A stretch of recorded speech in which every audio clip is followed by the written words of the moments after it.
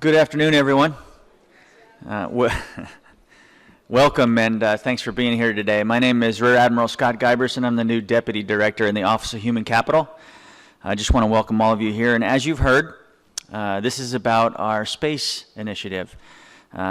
It's called Back on Campus. Now, I know since we put the pilot workstations out there, there's been quite a stir and a buzz among CMS employees about what the initiative is all about. So today we're here to discuss this information with you on this initiative. It's called Back to Campus. There's four main goals to the Back to Campus initiative. The first is to accommodate space, probably the most logical, but accommodate space for people that are existing here on campus and space for new hires. So it's not really yet about bringing all the satellite buildings back on campus. The first and most immediate initiative is to find space for the current employees and new hires. The second goal is to follow policy guidance for a presidential directive on efficient space management, and that's called smart sizing. The third goal is to replace our existing furniture, and some of you have seen or experienced that furniture firsthand. And the last is, over time, to bring as many people back on campus here to the central office as possible over a certain length of time from the leased buildings. So we're committed to engaging you. One of the first steps in that is for you to be here and to engage in this Q&A session and to listen to the information we have. This is going to be a long process. This is not something that will be over in a couple months or even this fiscal year.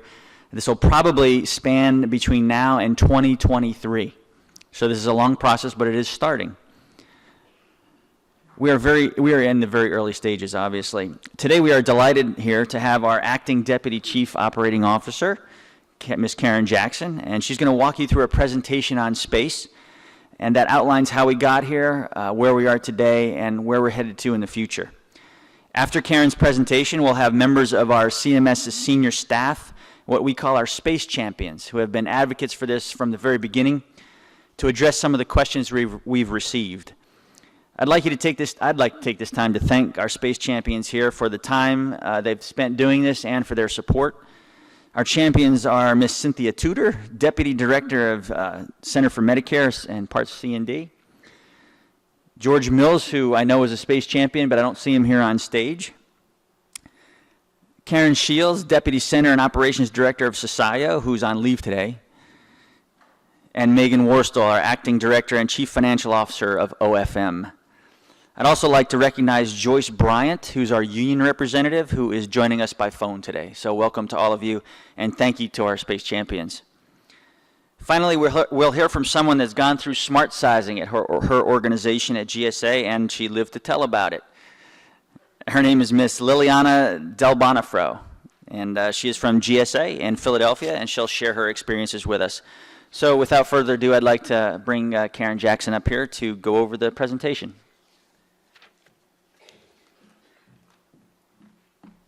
Thank you, Scott. Appreciate your time. Appreciate all of your time today and coming to talk about our future here in this complex. We've started having some discussions, as you know, about space and accommodation given some of the changes in our work here at CMS. And a couple of things worth noting. One of the pieces that has been really important for all of us as our work has increased in scope and complexity, and as we have grown as an agency, not only have we grown in size and workload, our need to collaborate across the agency and share knowledge and share expertise has grown as our programs have become more complicated. And as we have buildings filled with CMS employees who are not here in this complex itself. I don't know if you all know this, but about 25% of our Baltimore-based staff are not in our main complex here. And that has created some really wonderful opportunities for us to try out a lot of different locations, different styles, different decor, different setup.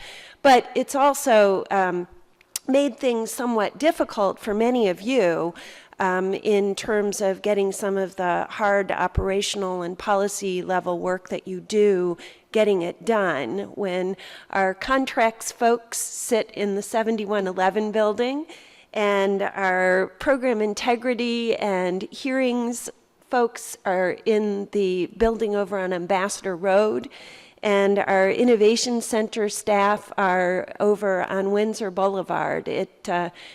No matter how hard we try, the shuttles and everything else that we've tried to put in place to accommodate collaboration in person, it's difficult. So we're here to talk today about space. And I will start with this. I think you guys have probably seen this. Some of you have seen this presentation. We have been in front of the Strategic Planning and Management Council a couple of times. We've been to a managers meeting or two. We've been working really hard to try and socialize this idea around the state of our facilities here. And we are out of space. There are a couple of reasons for it that we are out of space. They're all good reasons. As I've mentioned and Rear Admiral Giberson has mentioned, our work has changed significantly. I'm going to do a very quick how we got to where we are today, and then I'll walk through where we're going. You heard from Rear Admiral Giberson. I'm going to call you Scott because it's really hard to say Rear Admiral. Thank you. You call me Karen, I'll call you Scott. Anyway, what Scott has said is it's a long process, and we wanted to make sure that you knew what we're thinking about, that you have an opportunity to provide input and to offer up your thoughts, suggestions, and opinions. And we will be back in touch along the way. We want to make sure that we are being very, very open and upfront about what we need to do here. And so that is largely part of the purpose of today's meeting. And I will also say, it's not just GSA who has been through this. We're really glad to have our guest here. Our regional offices, many have already been through the Smart Sizing Initiative. If any of you have had to change your addresses to the Seattle Regional Office or the San Francisco Regional Office or the Denver Regional Office, you know that they have moved, and they have moved into much different workspace than what they had even a few years ago. And this is part of an overall government-wide initiative to reduce our footprint and to be good stewards of federal appropriations and to try and move into green spaces in those places where we can. So how did we get to where we are today? So let me just do a quick check. How many of you, just by raising your hands, moved into this building when it opened in 1995? Okay, so I did too. And we all moved into this building after having been spread out along Security Boulevard in, I think at one point it was around 18 or 20 different buildings. Some of us were in the Social Security building. Some of us were in some pretty awful workspace along Security Boulevard. And moving into this complex in 1995 was a huge accomplishment. It took a lot of time to get the dollars appropriated, to get the design, to get the construction done. And this, what we're embarking on today or this year, is not going to be entirely dissimilar from that. So just to sort of set the stage. When we moved into this building, we were a much smaller agency. We now have something over 6,500 employees. Here in Baltimore, we have just over 4,000. When we moved into this building, it had capacity for about 3,300 employees, and we didn't fill it. There were lots of empty seats. We didn't for a while we were thinking we didn't need all this space. But that very quickly changed as more legislation was passed in the late 90s and early 2000s that significantly expanded the agency's scope of responsibility. We also hired a lot more people, and I think some of you in the room have come in to the agency through some of the early legislative initiatives in the late 90s, early 2000s, and then certainly later in the 2000s with some of the other implementations that we've done. The first building that we leased outside of this main complex was in 2001. And it says here the Offices of Hearings and Inquiries. In fact, that office didn't exist. It was the Provider Reimbursement and Review Board that moved over to a building on Lord Baltimore Drive so that they would have a little bit more privacy for the hearings that they were doing in larger hearing space. And that was the first time. And we thought long and hard about whether or not we were going to do that, because in the consolidation in the 90s, that changed things so significantly for those of us who worked in the agency. We had email for the first time. That was pretty wild. Everybody was in the same building, and it increased so significantly our ability to collaborate with each other, to implement things that were hard to implement, like the Balanced Budget Act of 1997. And so moving out even one component, there was a lot of discussion about what that meant for us as an organization. And then we started having those discussions even more with the passage of the Medicare Modernization Act and the authorization of the prescription drug program and a number of other very significant changes to the Medicare program. And with that, a whole lot of new CMS employees joining the agency. We first moved our training spaces out of this complex and moved those over to 7111. But then not too long after that, we started moving employees over to 7111, and that was also a little bit heartrending. First organizations to move over to 7111, there was part of the Office of Financial Management, the High Glass Program Office moved over, and then a little bit later, the Office of Acquisitions and Grants Management moved over. And then the big changes happened with the passage and implementation of the Affordable Care Act and the very significant expansions of responsibility that the agency experienced with that. And with that, we had to rent space at Ambassador Road, where the Center for Program Integrity moved very shortly after their establishment. And then the building at 2810 Lord Baltimore Drive, where the Center for Medicare and Medicaid Innovation is located. And that gets us to where we are. We have about 4,600 employees here in Baltimore. About 25% of CMS's people do not sit in this complex. It's all rental space, various services, nice space and nice different designs, but some real trade-offs organizationally that we want to talk about. So where are we now? Well, with all of our leased locations and our main complex here, we have 4,570 seats. We have about 400-ish vacant positions. Lots of you are hiring because of the MACRA legislation, because of ongoing work related to the Affordable Care Act implementation. And right now, across all of the buildings in Baltimore, we are short 28 seats. This was as of maybe a couple of weeks ago. That may have changed a little bit. Our staff count goes up and down a little bit, just depending upon where we are in hiring and where we are beginning of the month with retirements and things like that. But right now, if we hired every vacant position, we would not have a place for people to sit. That has been offset to some degree by the shift over to full-time telework for some of us, and episodic telework, or scheduled not episodic, but scheduled telework for some of us has freed up some spots. But we still do not have enough seats in this whole woodlawn area to accommodate all of the staff. And that is notwithstanding any new legislation or new shifts in the agency workload that may occur. So that is the dilemma where we are right now.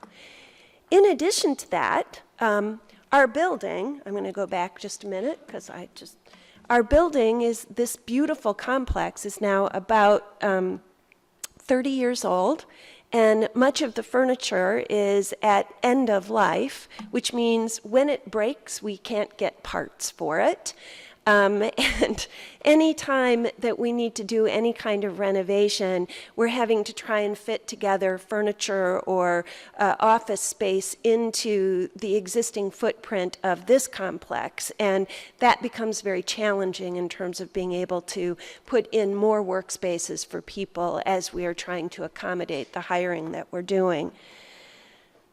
So with that and some of the other external factors, this gets us to the place where we're talking about our Back on Campus initiative.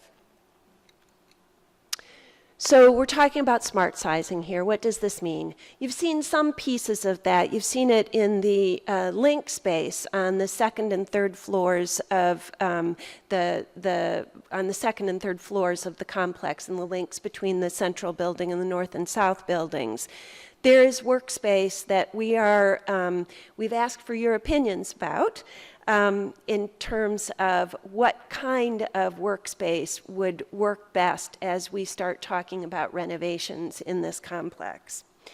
We have approval to move forward with a pilot initiative. And we want to talk about the pilot today, and then we would talk about next steps from that pilot. Scott alluded to this. We have phase 1 that we're talking to you about today. The Phase 2, 3, 4, and maybe even Phase 5, I can't remember. Phase 5 is pretty far out in the future, would be renovating all of the workspace in this complex, thinking about parking, thinking about some of the other services within this complex, and figuring out how to balance all of those priorities for us. And see if we can get as many people back on campus as it is feasible, reasonable, comfortable, doable over the next 8 to 10 years. So, why do we want to do this?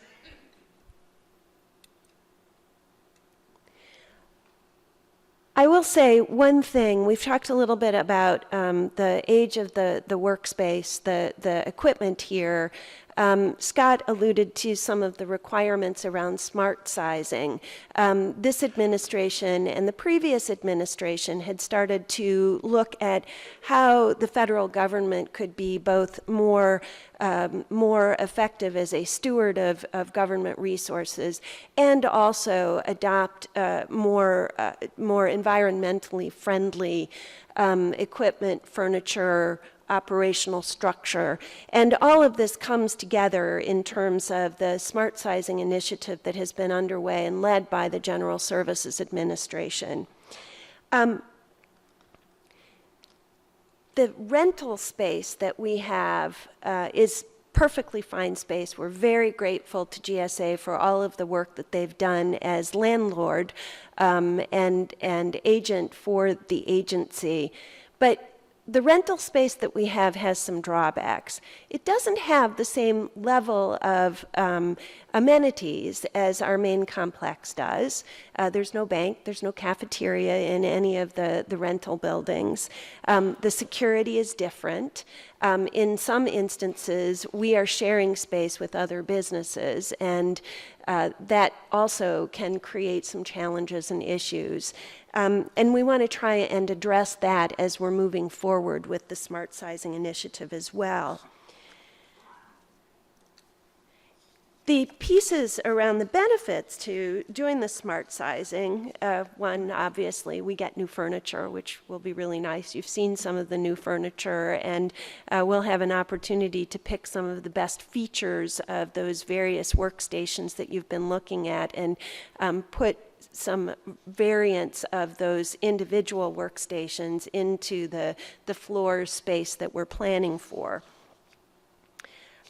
We are thinking and planning, and you'll see in the floor plans that we show as example floor plans, about doing some reconfiguration where the offices move toward the interior of the building, and there's a broader access to natural sunlight coming from the windows. And we're able to do that with the new design that we're working through with GSA. And we also are targeting creating some variations on the type of meeting space that we have here in this complex to allow for larger meetings, smaller meetings, private spaces for one-on-one kinds of conversations, in addition to some office spaces for the managers. So the first phase that we're talking about here is a build out in the north building. And what that would be is claiming some of the space from the data center. And there we have space that we can reclaim from the data center. As the equipment there has gotten smaller and smaller, there's a lot of unused space, and we will reclaim as much of that space as we can. That will become both the model space for our build-outs, and also it becomes swing space for some of the future construction that we would be doing. We have two areas that will be the first out of the gate in terms of having reconfigured space. OTS has very graciously agreed to be the pilot group. The north building first floor, that would be the floor where the data center is. There's also workspace there. We would model that out and build that out first. And then on the second floor of the central building, the Office of Human Capital, one of their groups, the Employee Service Group, has also volunteered to be one of the pilot groups as well. And that's going to happen starting pretty soon. The agency began thinking about this several years ago, and we actually got budget authority for this first test out. And we're at the point where we need to use that budget authority or lose that budget authority. And so that is part of our urgency now in moving forward with the build out, on top of all of the other things that we've just talked about, being that we don't have enough space for our current hires. So the first phase, and this is the only phase that's currently planned and funded, would complete in August of 2017. We are also moving forward with resource planning for the later stages, and we will give you updates on that as we get more information and are able to make further plans. But as part of this first phase, we've been doing a lot of work to contract with planners and with organizations that have been through this before. A number of you and us have gone out and looked at space. We have, and you are seeing some of the workstations that we are contemplating using features of for the newly planned space. Here's what we will have, though. The individual workspaces would be built out to support both the existing need for workstations. We are very pleased that we will be able to implement standing work desks in all of the workspaces. I think you saw some of the example workspaces where the standing desk will go up or down. And the renovated space in the Windsor building where Sasayo is now has those workstations. And I think that there are a couple of other organizations that have desks that go up and down just in a regular workspace, as opposed to some of those where we're using them for reasonable accommodations. We also are implementing or planning for what we're calling focus rooms. These are meeting spaces or individual workspaces for short-term private kinds of phone calls or detailed, quiet kind of work that would be available to people on a reservation basis. And this is what these workspaces look like. You'll see over to the left what an example of the workstations setup would be.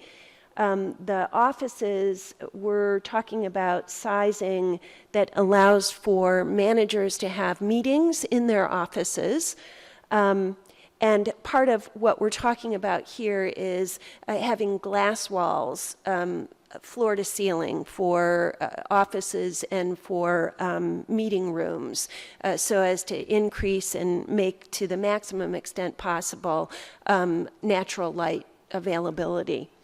And then to the far right over here, you see what we're calling focus rooms, collaboration rooms, and next to that, an example of a small like phone booth or one-on-one kind of workspace.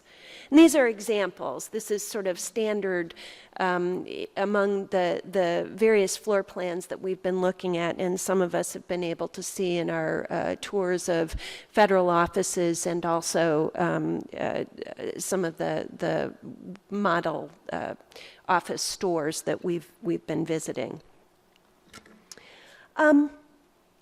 The collaborative spaces, we have small, medium, and large meeting rooms in the plans, and we also are planning for some open meeting areas to make sure that there is availability for collaboration spaces. And that looks like this. So small, medium, large, and then open meeting areas, very similar to what we currently have in the link space here in this building. And if you travel over to the Windsor building, you see them in the hallways there as well. So this is hard to see, but this overlays a current, I think this is one of the south building floors, N1, I'm sorry, this is N1.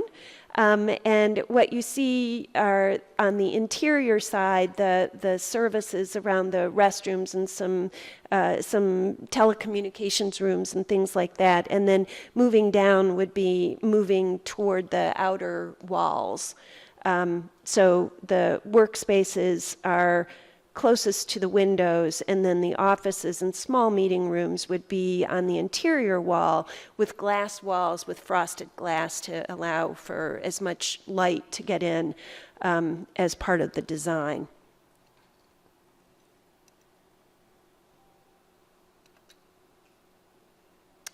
So we're not just doing this with the renovation and reconstruction. We've been working closely with a designer on contract with us through GSA. We also are working with some organizational development folks to help us in thinking about change as it relates to the changes in our work, but also in the changes in our workspace and changing needs for communication and collaboration. Someone once told me when I was new to the agency and we were thinking about moving into this building that a primary fact or consideration as we were doing the design of this building was thinking about where people would be sitting, where they would be eating, and where they would be parking, and that those three drivers being indicative of a major change management initiative. And we're talking about all three of those here, and we acknowledge that this is big in terms of moving from where we are currently to where we think we want to, where we know we need to be in about 10 years as an agency. And so having that help from people and organizations who are good at helping organizations manage change is a real priority for us, and thinking through the space design and the implementation plans. And we will continue to work with an organizational design component to assist us with this. And a big piece of that is getting input along the way. We've gotten a lot of help from you in terms of your thoughts about the workstations that are example workstations.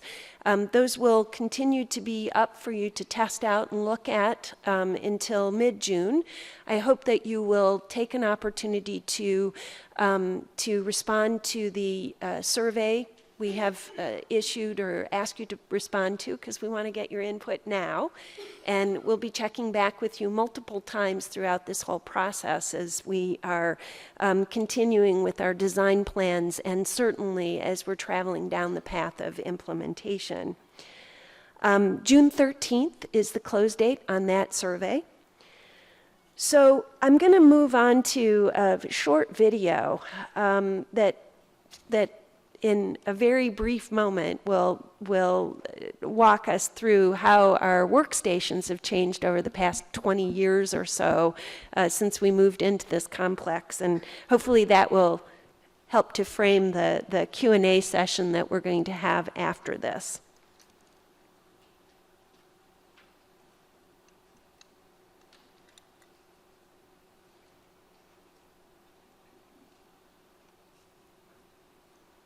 So I do want to start the video. Is that you, Charlie? There it is.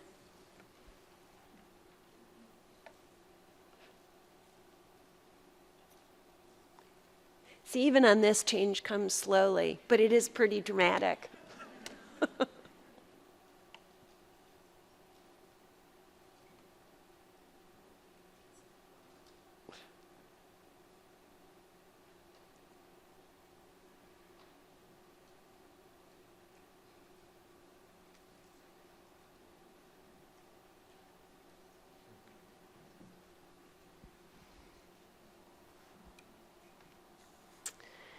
So I think this is a really good illustration of how much our work has changed and how much our work environment has changed. And I am going to turn this over to Lonnie Giroux to lead the discussion about how we got to the place where we are today. I'm really pleased that Megan Worstel and Cynthia Tudor were able to join us today, along with Liz Handley and Scott. And I'm going to sit down too, and we want to talk a little bit more about what we're doing to get ready for this, and then we have some time at the end for some questions. Very good. Thank you, Karen. As Karen said, my name is Lonnie Giroux, and I'm the director of the Employee Services Group. And I'm really happy to be here this afternoon with a few of our space champions. Just want to introduce them again. We have Cynthia Tudor, and she is the Deputy Center Director in the Centers for Medicare. And we also have Megan Worstel, and Megan is the Acting Director and Chief Financial Officer in OFM. And we also have Liz Handley here, who is my boss, and she's the Director of the Office of Human Capital. So our space champions have been really integral in helping us to get this initiative off the ground and really to help and guiding us in this initiative. And so I thought I'd just take a moment to talk about their role. And really their role is to serve as the liaison between the SPMC, the Strategic Planning and Management Council, and the Office of Human Capital. The SPMC, if you're not familiar, that is a group of executives here at CMS, and they really help to drive the operations and all of the changes that we see operationally here for our employees. They help lead that. And so our champions have kind of been our liaisons between that executive council and the work that we do. And they've been absolutely fabulous in helping to keep us on track. The champions also serve as key decision makers in issues that directly affect this Back on Campus initiative and the smart sizing work that we've been doing. And as I said, as the liaison between the OHC and the SPMC, they really help to seek approval when we need approval and also input from the SPMC. So we thought it might be very interesting and helpful to address some of the questions that we've been getting on this Back on Campus initiative. So we'll have our space champions help us answer those questions. So Cynthia, if I can start with you, one of the most frequent questions we get is, why are we doing this? Why are we having this Back on Campus initiative? Thanks, Lonnie. As you've heard today, there are three problems that we have. We basically have outdated furniture, we have a shortage of space, and we have a directive to implement better space management, and this is referred to as smart sizing, which we affectionately call Back to Campus. The initiative focuses on implementing the changes that are needed to bring back as many employees as we can to this campus from our leased buildings. A lot of thought has gone into this. We visited a company that showed us different configurations for both offices and cubicles, and we've commissioned a GSA consultant to help us design a better building. We are taking this initiative very seriously.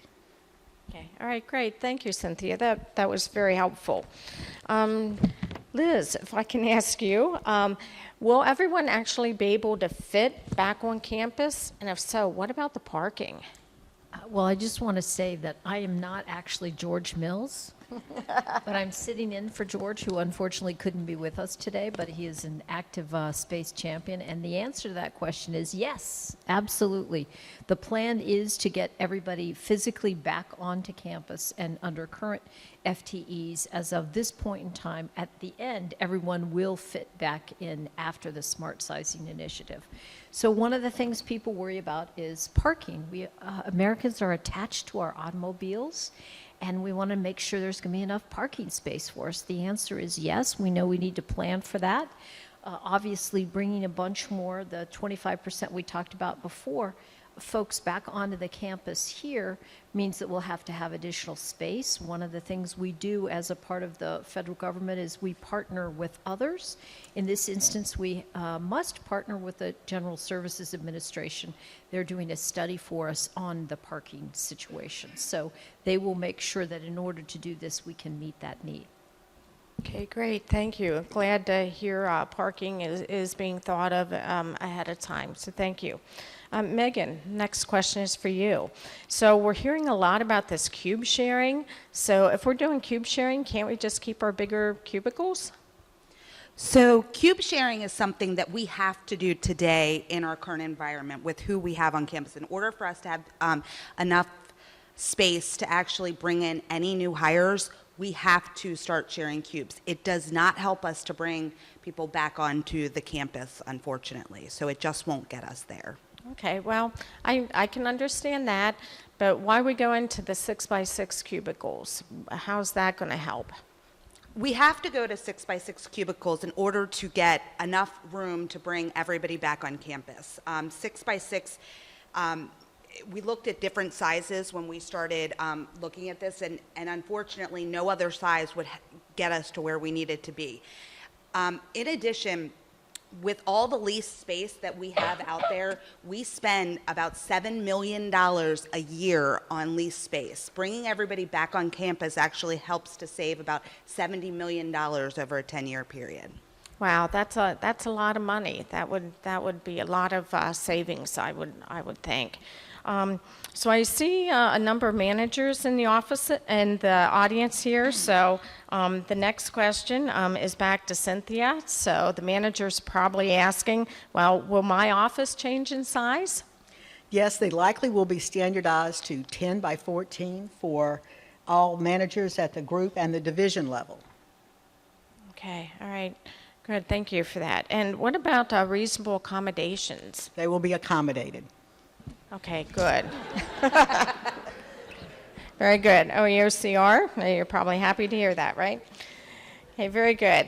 Thank you, Cynthia. And Liz, what about privacy? Well, you saw on the screen that Karen showed before, I think it's, for those of us who are visually oriented, what you got a taste of was the fact that your office is one part of a larger, bigger picture that compromises the way you get your work done. So you'll have privacy in your office, but there will also be opportunities for you to use space in that that small, I forget what it was called already, sorry about that, but a smaller office that is sort of like a telephone booth is the way it was described before. So you'll have that. And then in addition, I believe there are also some new kinds of things we're working on, like a privacy screen that can be attached to the monitor so you can protect the data that's actually there.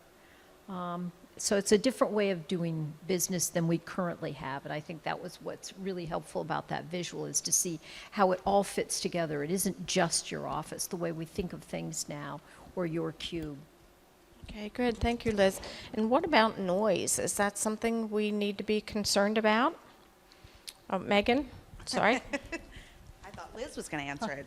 No, I'm just kidding. There's a perception that that lower cubicle walls actually make noise worse. And in fact, the only way to avoid noise is to have a fully enclosed space, which is not an option at this point in time.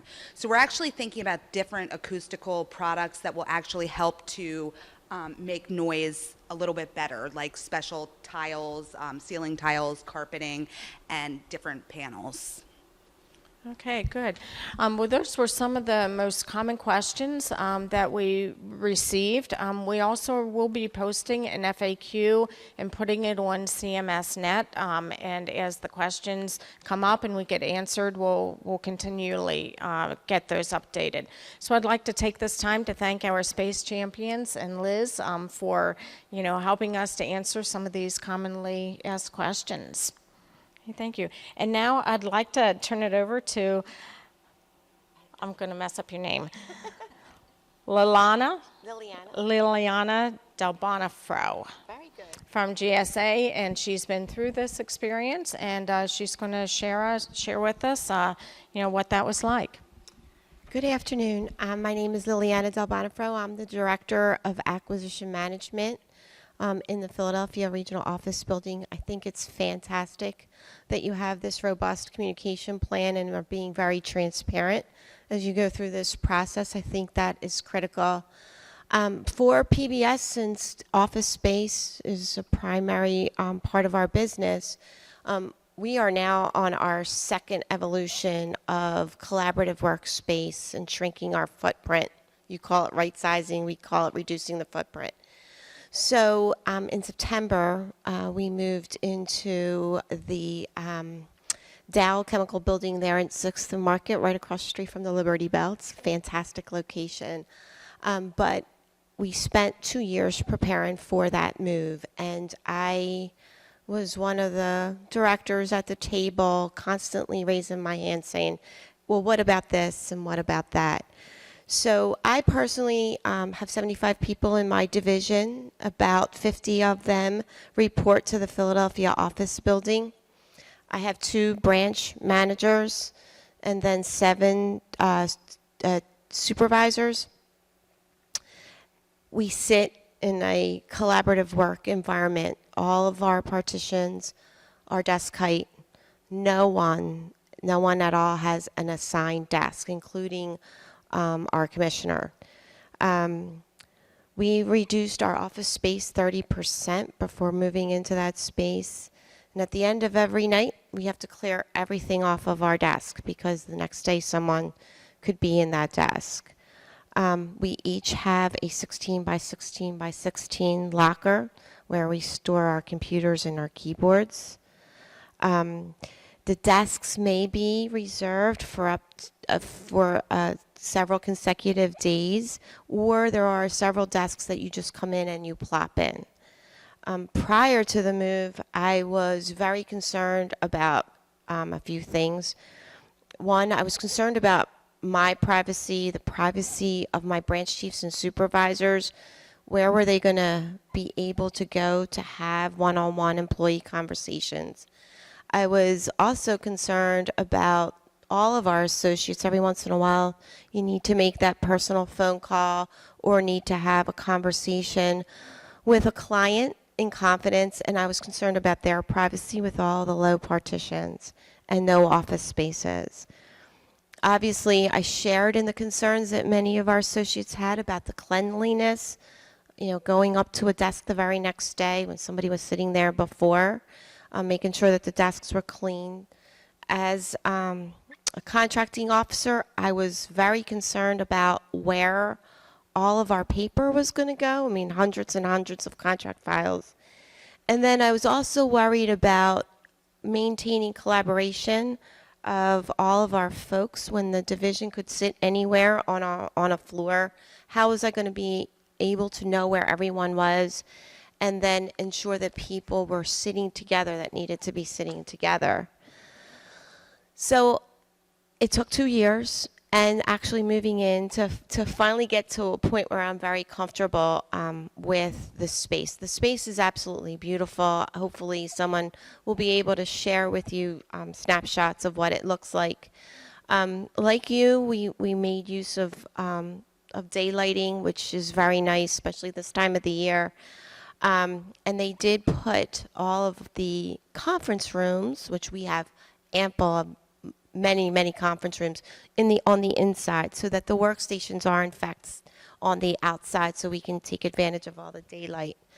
But to my surprise, the space really does meet the objectives of reducing our footprint, but also does facilitate the reality of what our work lives are like today. The majority of our folks work at home 2 days a week, and so they're mobile. And when they're in the office, the 3 days that they're in the office, they tend to be in meetings most of the time or collaborating with others most of the time. So therefore, any given personal desk would have not been utilized very often or much. So I think that the office space and definitely suits the reality of how we work today. The big key for us is there are ample conference rooms of total, every possible different size you can imagine. Those that are for one person, 2 people, 4 people, 6 people, 8 people, 12 people, ones with partitions that go through. We don't have a big auditorium like this. This would be fabulous. But we do have very large conference rooms that facilitate training.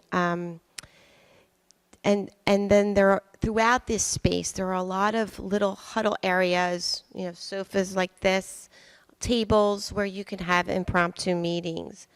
But going back to my concerns, the low walls really were of concern because I thought that we wouldn't have the privacy that people needed. But I realize now, sitting in that kind of an environment, that those walls did, in fact, like you mentioned, give you a false sense of privacy. If you really want to have privacy, we're going to get up and go to one of these focus rooms. The new space did take advantage because we are all open of different types of sound masking. There's some white noise that comes through the way our ceilings are and the way the panels and the furniture. It does help with the noise. Obviously, if you're sitting next to someone who's extremely loud, you're going to hear them, but we would have heard them anyway, even with the panels. The cleanliness, all of our desks are white. So if there's a coffee spot or a crumb, you're going to see it. But they have wipes on throughout the entire space. The only thing that you're really touching when we come to our desks in the morning is the actual desk surface. The only thing that's on the desk is the monitor and the spot and the docking station. We have our portable laptops, we have a portable mouse and a keyboard, and no paper. So there's nothing on the desk, and it's very easy to see if anything is dirty. We have voice over IP phones, but we all go through our computer with our headsets. So there's no telephone on the desk either. One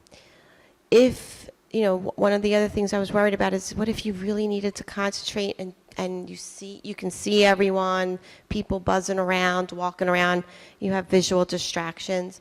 But there are so many one-person conference rooms. It's almost like a booth. It's very comfortable in there. There's a desk. You can sit there and you can actually make a phone call or actually work to concentrate. With the files, we went through an enormous effort of digitizing all of our files, so everything is electronic. Some of our folks are still stumbling with working completely electronic, but as technology continues to enhance our ability to do so, it's working. We're going to go through some additional growing pains. However, it has actually made us even better with managing our work from the 2 days that we do work at home. And then in terms of collaboration, I was extremely concerned of our division not sitting together all the time. But human beings are freaks of routine, and after we were there for a few weeks, you tend to see people sitting in the same spot all the time. So yes, every once in a while somebody reserves a desk in my area, but most people tend to go to sit at the same exact spot. So I kind of know so-and-so sits around this area. We also have Google Chat, and everyone is required to write down what column and where they're at. And obviously we all have our phones and chit-chatting on the chat or on our computers. So it's very easy to find people. But the collaboration, when you can see across, you will tend to stop or notice people. So that really hasn't affected our work and the way we interact with one another at all. Many of our supervisors will often say, hey, let's all sit in this area, or let's all get up and work at this table for the day. That tends to work. So I haven't seen any difference in the collaboration, if any, and I think the actual low partitions actually help. So all in all, as a big person that tends to worry a lot about people, I think that the space ended up being just perfect for us. I'm kind of excited about all that it has brought to us.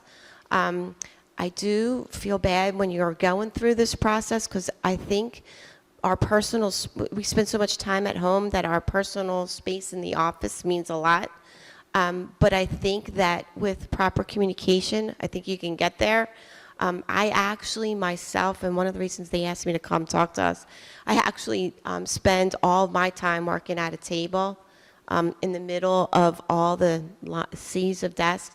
And the reason that I do that is I've found that more folks will come and sit with me or just stop by and sit down and talk to me. And it's a lot better than being in a high partitioned cubicle that I was in prior to that. Good luck. Thank you. Thank you. So we have a couple of minutes. Sorry. We have a couple of minutes if there is anyone who has a question or a comment that you would like to give today. Can I ask one? Yes. Just Megan has a based on question. the GSA, so there is no plan, though, for us to go to everybody just picks a desk. I just could see, yes, so that is not part of the current plan here at CMS. You would have an assigned desk, just for clarification.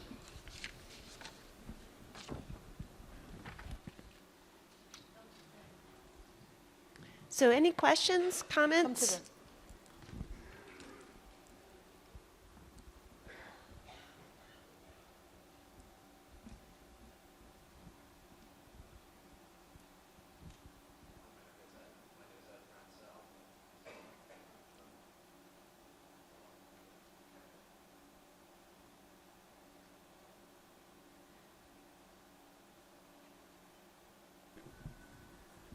Okay. My name is Ed Francis. I just want to say I support this initiative. Just a couple of things about my history. In the late 80s, I worked for a computer company that was about 1,500 employees. It was actually completely modular. The lowest person sat in a cube, and the CEO sat in a cube, but it was larger. Then I worked for HRSA in 2002. Everybody had an office. So both were what I call equivalent. CMS was the first non-equivalent place that I went to where people were in quote, staff were in cubes and managers were in offices. My question is, in terms of this plan, will managers be in modular offices too without a door? And if not, why not? So I'll start, and then I'll ask folks to. We have had a lot of discussions about the layout, and where we have arrived is that managers will have offices. They will be smaller than the offices that they currently have, and they will be offices with glass walls with some sort of privacy screen. Wanted to make sure that there was workspace for a manager and a collaboration space as part of their office. And we're interested in input on that. I think that moving from where we are currently to a totally open, nobody has an assigned space, that's a lot of change, and I'm not sure in thinking about the nature of the work that we do in the agency and how important it is for us that there be spaces for private conversations between managers and staff. We want to make sure that we honor that for everyone.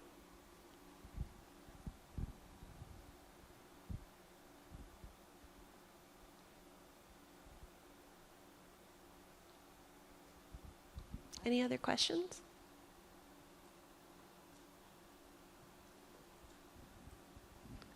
Okay. All right, well, thank you very much for coming today. This is the first of a series of conversations. June 13th is the date by which we'd really appreciate your input on this first round of questions about the workstations. And look for more. We want to make sure that this is a collaborative process. Thank you so much for coming today.